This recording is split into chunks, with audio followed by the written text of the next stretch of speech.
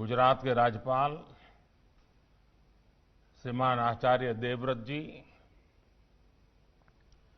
लोकसभा अध्यक्ष श्रीमान ओम बिरला जी, संसदीय कार्य मंत्री श्री प्रहलाद जोशी जी, राज्यसभा के उपसभापति श्री हरिवंश जी, संसदीय कार्य राज्य मंत्री श्री अर्जुन मेघवाल जी, गुजरात विधानसभा के स्पीकर श्री राजेंद्र त्रिवेदी जी, देश के विभिन्न विधायिकाओं से पीठाधीश सभी पीठासीन अधिकारीगण, अन्य सभी महानुभाव, देवी और सज्जनों, आज मां नर्मदा के किनारे सरदार पटेल जी के सानिध्य में दो बहुत ही महत्वपूर्ण अवसरों का संगम हो रहा है। Greetings to all my fellow Indians on Constitution Day. We pay tributes to all those great women and men who were involved in the making of our constitution.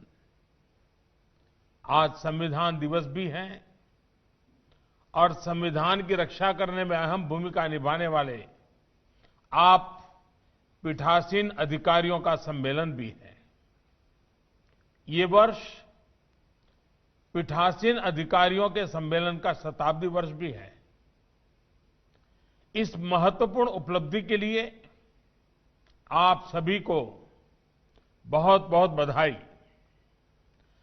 साथियों, आज डॉक्टर राजेंद्र प्रसाद और बाबा साहब आंबेडकर से लेकर के संविधान सभा के उन सभी व्यक्तित्वों, उनको सबको नमन करने का भी दिन है, जिनके अथक प्रयासों से हम सब देशवासियों को संविधान मिला है। आज का दिन पूज्य बापू की प्रेरणा को, सरदार वल्लभ भाई पटेल की प्रतिबद्धता को प्रणाम करने का दिन है। ऐसे ही अनेक दूरदर्शी प्रतिनिधियों ने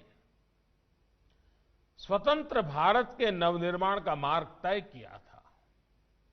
देश उन प्रयासों को याद रखे, इसी उद्देश्य से 5 साल पहले 26 नवंबर को संविधान दिवस के रूप में मनाने का फैसला किया गया था। मैं पूरे देश को हमारे लोकतंत्र के इस अहम पर्व के लिए बधाई देता हूं। साथियों, आज की तारीख देश पर सबसे बड़े आतंकी हमले के साथ भी जुड़ी हुई है। 2008 में पाकिस्तान से भेजे गए आतंकियों ने मुंबई पर धावा बोल दिया था। इस हमले में अनेक लोगों की मृत्यु हुई थी। अनेक देशों के लोग मारे गए थे। मैं मुंबई हमले में मारे गए सभी लोगों को अपनी श्रद्धांजलि अर्पित करता हूं। इस हमले में हमारे पुलिस बल के कई जांबाज शहीद हुए थे, मैं उन्हें भी नमन करता हूं। मुंबई हमले के जख्म भारत भूल नहीं सकता। अब आज का भारत नई नीति, नई रीति के साथ आतंकवाद का मुकाबला कर रहा है। मुंबई हमले जैसी साजिशों को नाकाम कर रहे, आतंक को मुंहतोड़ जवाब देने वाले, भारत की रक्षा में प्रतिपल जुटे हमारे सुरक्षा बलों का भी आज मैं वंदन करता हूं। साथियों, as a presiding officers, You have a key role in our democracy. आप सभी पीठासीन अधिकारी कानून निर्माता के रूप में संविधान और देश के सामान्य मानवी को जोड़ने वाली एक बहुत अहम कड़ी है। विधायक होने के साथ साथ आप सदन के स्पीकर भी हैं। ऐसे में हमारे संविधान की तीनों महत्वपूर्ण अंग विधायिका, कार्यपालिका और न्यायपालिका के बीच बेहतर सामंजस्य स्थापित करने में आप बहुत बड़ी भूमिका अदा कर सकते हैं। आपने अपने सम्मेलन में इस पर काफी चर्चा भी की है। संविधान की रक्षा में न्यायपालिका की अपनी भूमिका होती है, लेकिन स्पीकर लॉ मेकिंग बॉडी का फेस होता है। इसलिए स्पीकर एक तरह से संविधान के सुरक्षा के कवच का पहला प्रहरी भी है। साथियों, संविधान के तीनों अंगों की भूमिका से लेकर मर्यादा तक सब कुछ संविधान में ही वर्णित है। 70 के दशक में हमने देखा था कि कैसे सेपरेशन ऑफ पावर की मर्यादा को भंग करने की कोशिश हुई थी, लेकिन इसका जवाब भी देश को संविधान से ही मिला। बल्कि इमरजेंसी के उस दौर के बाद चेक्स एंड बैलेंस का सिस्टम मजबूत से मजबूत होता गया। विधायिका, कार्यपालिका और न्यायपालिका तीनों ही उस कालखंड से बहुत कुछ सीखकर आगे बढ़े। आज भी वो सीख उतनी ही प्रासंगिक है। बीते 6-7 सालों में विधायिका, कार्यपालिका और न्यायपालिका में सामंजस्य को और बेहतर करने का प्रयास हुआ है। साथियों, इस तरह के प्रयासों का सबसे बड़ा प्रभाव पड़ता है जनता के विश्वास पर। कठिन से कठिन समय में भी जनता की आस्था इन 3 अंगों पर बनी रहती है। ये हमने इन दिनों इस वैश्विक महामारी के समय भी बखूबी देखा है। भारत की 130 करोड़ से ज्यादा जनता ने जिस परिपक्वता का परिचय दिया है, उसकी एक बड़ी वजह सभी भारतीयों का संविधान के तीनों अंगों पर पूर्ण विश्वास है। इस विश्वास को बढ़ाने के लिए निरंतर काम भी हुआ है। महामारी के इस समय में देश की संसद ने राष्ट्रहित से जुड़े कानूनों के लिए, आत्मनिर्भर भारत के लिए, महत्वपूर्ण कानूनों के लिए जो तत्परता और प्रतिबद्धता दिखाई है, वह भी अभूतपूर्व है। इस दौरान संसद के दोनों सदनों में तय समय से ज्यादा काम हुआ है। सांसदों ने अपने वेतन में भी कटौती करके अपनी प्रतिबद्धता जताई है। अनेक राज्यों के विधायकों ने भी अपने वेतन का कुछ अंश देकर कोरोना के खिलाफ लड़ाई में अपना सहयोग दिया है। I want to appreciate all these efforts. In the COVID times, these steps play a leading role in boosting public confidence. साथियों, कोरोना के इस समय में हमारी चुनाव प्रणाली की मजबूती भी दुनिया ने देखी है। इतने बड़े स्तर पर चुनाव होना, समय पर परिणाम आना, सुचारू रूप से नई सरकार का बनना, ये इतना भी आसान नहीं है। हमें हमारे संविधान से जो ताकत मिली है, वो ऐसे हर मुश्किल कार्यों को आसान बनाती है। हमारा संविधान 21वीं सदी में बदलते समय की हर चुनौती से निपटने के लिए हमारा मार्गदर्शन करता है। नई पीढ़ी के साथ उसका जुड़ाव बढ़े, ये दायित्व हम सभी पर है। आने वाले समय में संविधान 75 वर्ष की ओर तेज गति से आगे बढ़ रहा है।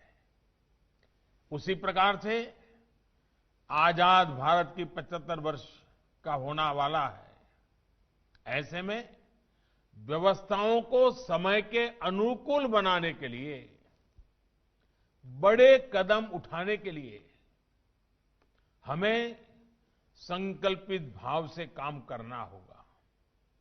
राष्ट्र के रूप में लिए गए हर संकल्प को सिद्ध करने के लिए विधायिका, कार्यपालिका और न्यायपालिका उसको बेहतर तालमेल के साथ काम करते रहना है।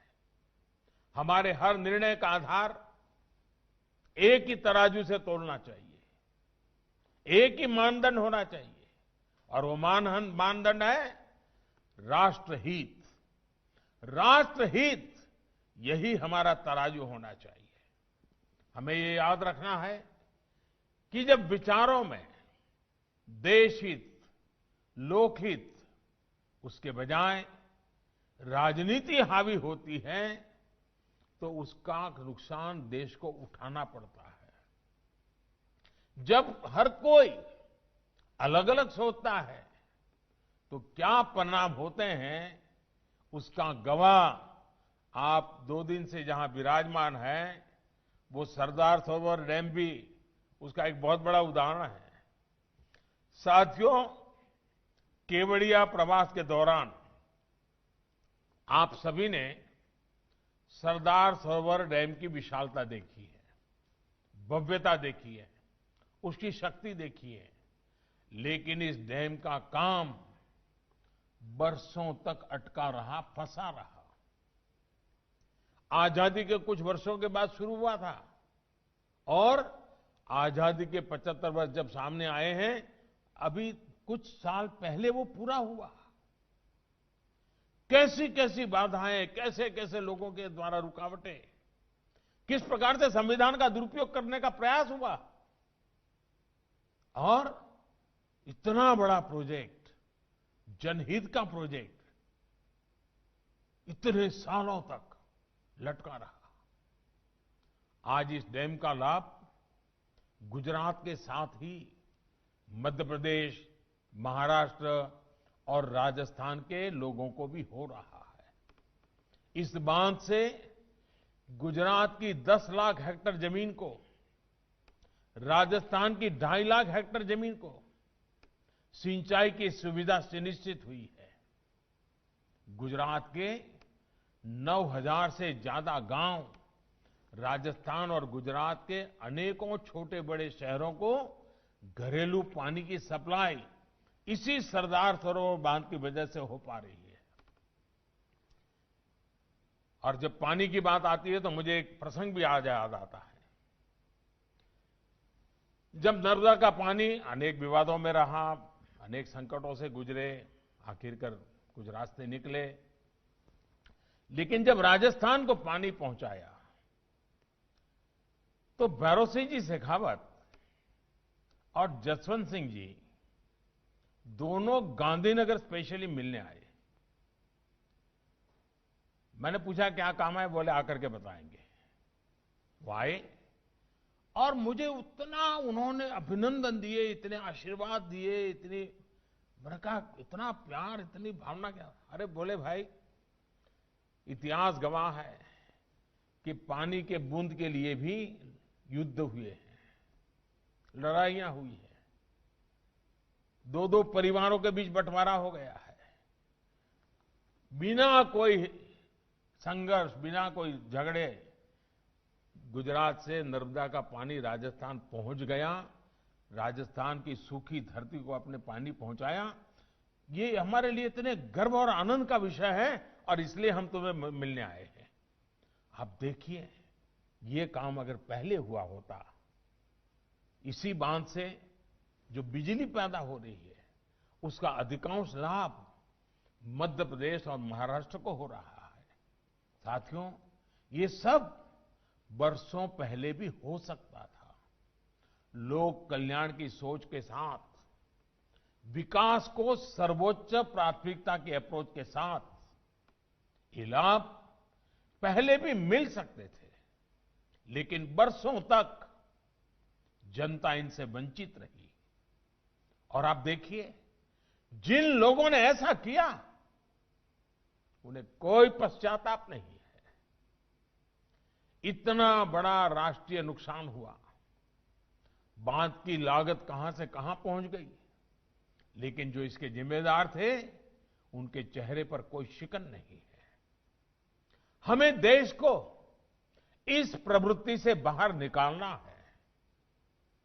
साथियों, सरदार पटेल की इतनी विशाल प्रतिमा के सामने जाकर दर्शन करके आप लोगों ने भी नई ऊर्जा महसूस की होगी, आपको भी एक नई प्रेरणा मिली होगी। दुनिया की सबसे ऊंची प्रतिमा स्टैच्यू ऑफ यूनिटी, ये हर भारतीय का गौरव बढ़ाती है। और जब सरदार पटेल स्टैच्यू बना है, वो जनसंघ के मेंबर नहीं थे, भाजपा के मेंबर नहीं थे, कोई राजनीतिक छुआछूत नहीं। जैसे सदन में एक भाव की आवश्यकता होती है, वैसे देश में भी एक भाव की आवश्यकता होती है। ये सरदार साहब का स्मारक उस बात का जीता जागता सबूत है कि जहां कोई राजनीतिक छुआछूत नहीं है। देश से बड़ा कुछ नहीं होता, देश के गौरव से बड़ा कुछ नहीं होता। आप कल्पना कर सकते हैं, 2018 में स्टैच्यू ऑफ यूनिटी के लोकार्पण के बाद करीब करीब 46 लाख लोग, 46 लाख, यहां इस सरदार साहब स्टैच्यू को अपना नमन करने के लिए आए हैं। कोरोना की वजह से 7 महीनों तक स्टैच्यू दर्शन बंद नहीं हुए होते तो ये आंकड़ा और ज्यादा होता। मां नर्मदा के आशीर्वाद से स्टैच्यू ऑफ यूनिटी, ये पूरा केवड़िया शहर भारत के भव्यतम शहरों में शामिल होने के लिए तेजी से खड़ा हो रहा है। सिर्फ कुछ ही वर्षों में, और अभी ये गवर्नर श्रीमान आचार्य जी ने बड़े विस्तार से इसका वर्णन किया है, कुछ ही वर्षों में इस स्थान का कायाकल्प हो गया है। जब विकास को सर्वोपरि रखकर, कर्तव्य भार को सर्वोपरि रखकर काम होता है तो परिणाम भी मिलते हैं। आपने देखा होगा, इन 2 दिन दरमियान आपको कई गाइड से मिलना हुआ होगा, कई व्यवस्था में जुड़े हुए लोगों से मिलना। ये सारे नौजवान बेटे बेटियां इसी इलाके की हैं, आदिवासी परिवारों की बच्चियां हैं। और आपको जब बताती होगी, बहुत एग्जैक्टनेस शब्दों का उपयोग करती हैं, आपने देखा होगा। ये ताकत हमारे देश में पड़ी है, हमारे गांव के अंदर भी ये ताकत पड़ी है। सिर्फ थोड़ी राख हटाने की जरूरत है, वो एकदम से प्रज्वलित हो जाती है। आपने देखा होगा दोस्तों, विकास के इन कार्यों ने यहां के आदिवासी भाई बहनों को भी एक नया आत्मविश्वास दिया है। साथियों, हर नागरिक का आत्मसम्मान हो, आत्मविश्वास बढ़े, ये संविधान की भी अपेक्षा है, हमारा भी ये निरंतर प्रयास है। ये तभी संभव है जब हम सभी अपने कर्तव्यों को, अपने अधिकारों का स्रोत मानेंगे, अपने कर्तव्यों को सर्वोच्च प्राथमिकता देंगे। कर्तव्यों पर, संविधान पर सबसे ज्यादा बल दिया गया है, लेकिन पहले के दौर में उसे ही भुला दिया गया। चाहे सामान्य नागरिक हो, कर्मचारी हो, जनप्रतिनिधि हो, न्यायिक व्यवस्था से जुड़े लोग हो, हर व्यक्ति, हर संस्थान के लिए कर्तव्यों का पालन बहुत प्राथमिकता है, बहुत जरूरी है। संविधान में तो हर नागरिक के लिए ये कर्तव्य लिखित रूप में भी है। और अभी हमारे स्पीकर आदरणीय बिरला जी ने कर्तव्यों के विषय में विस्तार से हमारे सामने विषय भी रखा। Friends, our constitution has many special features, but one very special feature is the importance given to duties. Mahatma Gandhi himself was very keen about this. He saw a close link between rights and duties. He felt that once we perform our duties, rights will be safeguarded. साथियों, अब हमारे प्रयास ये होने चाहिए कि संविधान के प्रति सामान्य नागरिक की समझ और ज्यादा व्यापक हो। इसके लिए संविधान को जानना, समझना भी बहुत जरूरी है। आजकल हम सब लोग सुनते हैं केवाईसी। ये बहुत कॉमन शब्द है, हर कोई जानता है। केवाईसी का मतलब है नो योर कस्टमर। ये डिजिटल सुरक्षा का एक बड़ा अहम पहलू बना हुआ है। उसी तरह केवाईसी एक नए रूप में, केवाईसी यानी नो योर कॉन्स्टिट्यूशन, हमारे संविधान सुरक्षा कवच को भी मजबूत कर सकता है। इसलिए मैं संविधान के प्रति जागरूकता के लिए निरंतर अभियान चलाते रहना, ये देश की आने वाली पीढ़ियों के लिए आवश्यक मानता हूं। विशेषकर स्कूलों में, कॉलेजों में हमारी नई पीढ़ी को इससे बहुत करीब से परिचय करना हो चुका। I would urge you all to take initiative that make aspects of our constitution more popular among our youth, that too through innovative methods. साथियों, हमारे यहां बड़ी समस्या ये भी रही है कि संवैधानिक और कानूनी भाषा उस व्यक्ति को समझने में मुश्किल होती है जिसके लिए जो कानून बना है। मुश्किल शब्द, लंबी लंबी लाइनें, बड़े बड़े पैराग्राफ, क्लोज सब क्लोज, यानी जाने अनजाने एक मुश्किल जाल बन जाता है। हमारे कानूनों की भाषा इतनी आसान होनी चाहिए कि सामान्य से सामान्य व्यक्ति भी उसको समझ सके। हम भारत के लोगों ने इस संविधान खुद को दिया है, इसलिए इसके तहत लिए गए हर फैसले, हर कानून से सामान्य नागरिक सीधा कनेक्ट महसूस करे, ये सुनिश्चित करना होगा। इसमें आप जैसे पीठासीन अधिकारियों की बहुत बड़ी मदद मिल सकती है। इसी तरह समय के साथ जो कानून अपना महत्व खो चुके हैं, उनको हटाने की प्रक्रिया भी आसान होनी चाहिए। अभी हमारे माननीय हरिवंश जी ने उसके विषय में अच्छे उदाहरण दिए हमारे सामने। ऐसे कानून जीवन आसान बनाने के बजाय बाधाएं ज्यादा बनाते हैं। बीते सालों में ऐसे सैकड़ों कानून हटाए जा चुके हैं, लेकिन क्या हम ऐसी व्यवस्था नहीं बना सकते जिससे पुराने कानूनों में संविधान की तरह ही पुराने कानूनों को रिपील करने की प्रक्रिया स्वतः चलती रहे? अभी कुछ कानूनों में सनसेट क्लॉज की व्यवस्था शुरू की गई है। अब एप्रोप्रिएशन एक्ट और कुछ और दूसरे कानूनों में भी इसका दायरा बढ़ाने पर विचार चल रहा है। मेरा सुझाव है कि राज्य की विधानसभाओं में भी इस प्रकार की व्यवस्था सोची जा सकती है, ताकि पुराने अनुपयोगी कानूनों को स्टैट्यूट बुक से हटाने के लिए प्रोसीजर रिक्वायरमेंट्स में बचा जा सके।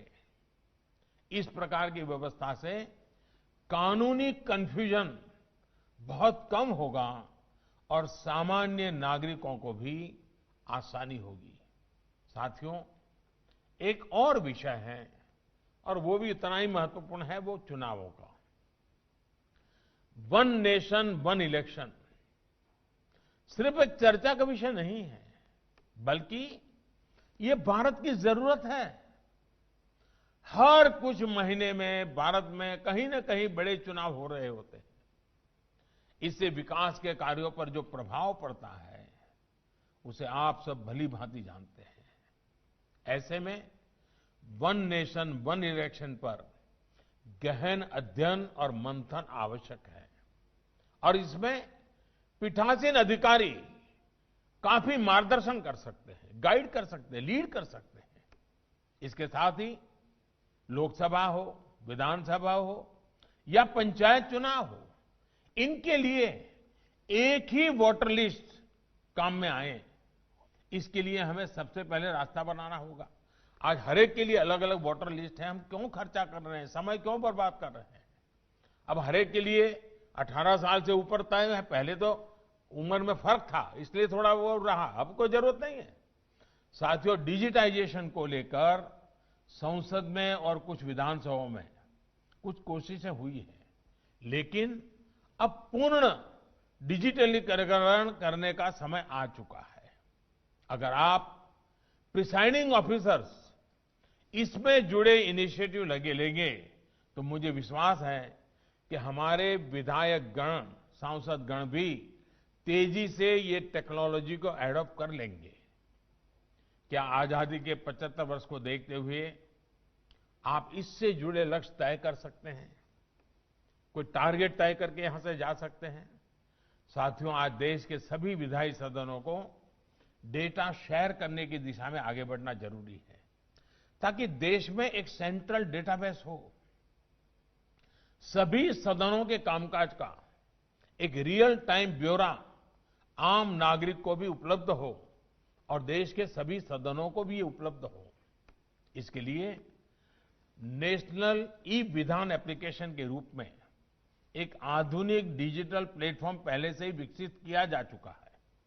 मेरा आप सभी से आग्रह रहेगा कि इस प्रोजेक्ट को जल्द से जल्द एडॉप्ट करें।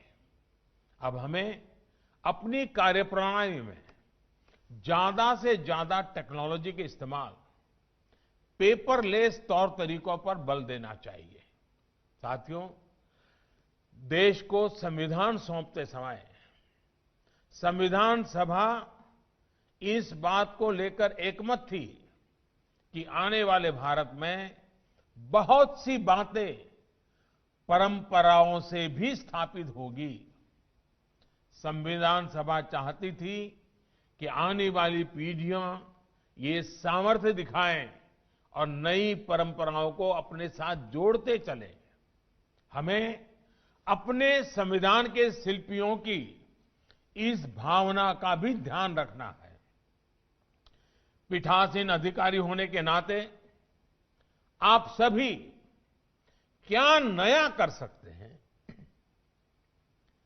कौन सी नई चीज जोड़ सकते हैं, इस दिशा में भी कुछ न कुछ कंट्रीब्यूट करेंगे तो देश के लोकतंत्र को एक नई ताकत मिलेगी।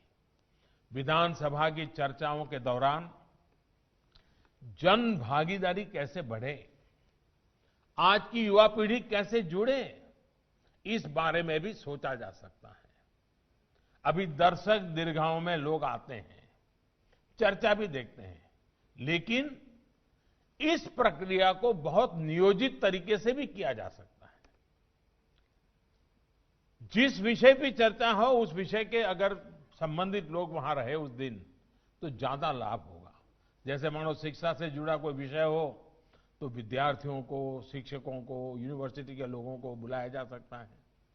सामाजिक सरोकार से जुड़ा कोई अन्य विषय हो तो उससे संबंधित समूह को बुलाया जा सकता है। महिलाओं के संबंधित कोई विषय की चर्चा हो तो उनको बुलाया जा सकता है। इसी तरह कॉलेजों में भी मॉक पार्लियामेंट को बढ़ावा देकर हम बहुत बड़ी मात्रा में इसको प्रचारित कर सकते हैं और हम स्वयं भी उससे जुड़ सकते हैं। कल्पना करिए, यूनिवर्सिटी के छात्रों की संसद हो और आप खुद उसे संचालित करें।